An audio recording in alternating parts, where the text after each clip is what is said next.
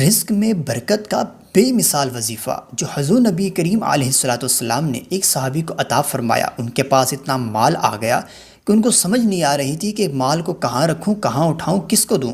شیخ طریقت امیر اہل سنت مولانا الیاس عطار قادری دامت برکاتہم العالیہ اپنے مبارک اعمال میں یہ ایک ایسا عمل ارشاد فرماتے ہیں جو نبوی عمل ہے۔